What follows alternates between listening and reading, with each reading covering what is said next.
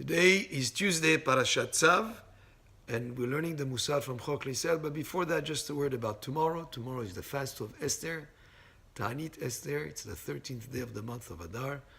We fast from just the beginning of the day, from dawn until the night. Tomorrow, in our neighborhood here, the fast starts at 5:43 a.m. and finishes at 7:34 p.m.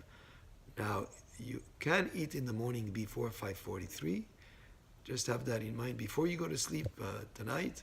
Have in mind that tomorrow you'll eat breakfast very early in the morning before the day starts, and that will be permitted as long as you finish by 5:43.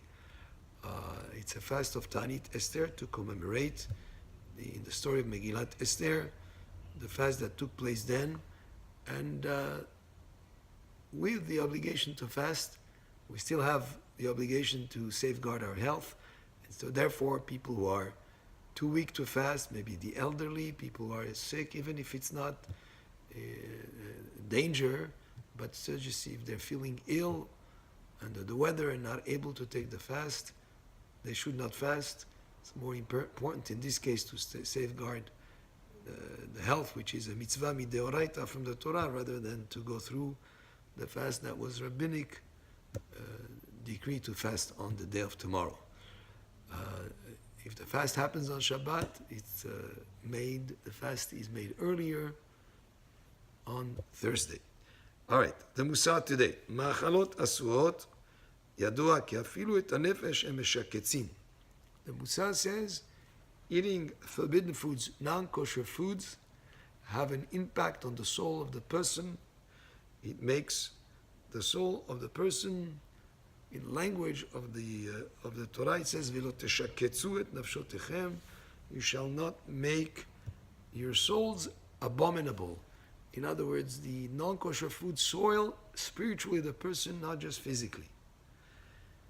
V'lo od ela she'aporesh mehen nikra kadosh. A person who refrains from eating non-kosher food is called kadosh. He's called holy. Brings here that indicates that refraining from non-kosher food and making sure to eat foods that are kosher is connected to the soul, is connected to making the person holy, and holiness brings a person to divine inspiration. The next subject in the Mussar is about oaths. How a person has to be very, very careful not to use the name of Hashem in oaths, whether it is in truth or in vain, or even when it's unnecessary, and not to take oaths in general. So it says here, shvu'ah, oaths, imhi besheker, whether it's a false, or shav, or vain. People try to prove their point and they swear.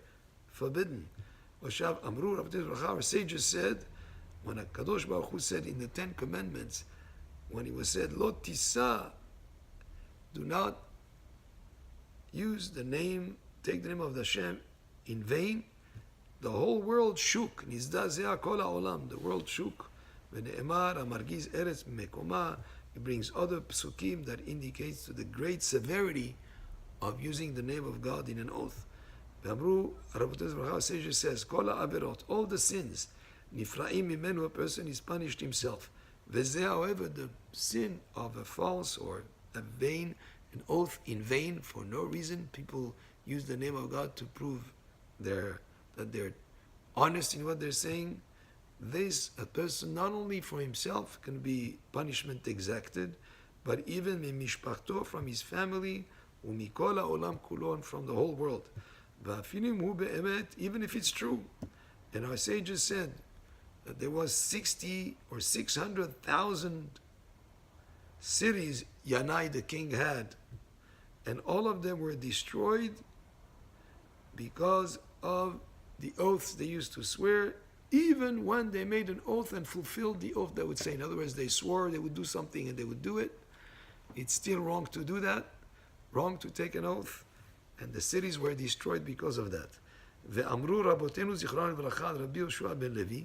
He brings here the story of Rabbi Yoshua ben Levi, that there's a long story there where he jumped the fence to go into Gan Eden while he was still alive, and he didn't want to leave from there, And Hashem at that moment said, check if he ever during his lifetime took an oath and had a sage do hatarat nedarim ushvuot, in other words, nullified the oath, then take him out from the Garden of Eden.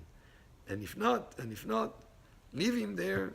He was able to get in there, still alive, leave him there. And they checked, and they found that never, ever, ever did he take an oath and had it annulled, or shelo nishba miyamav.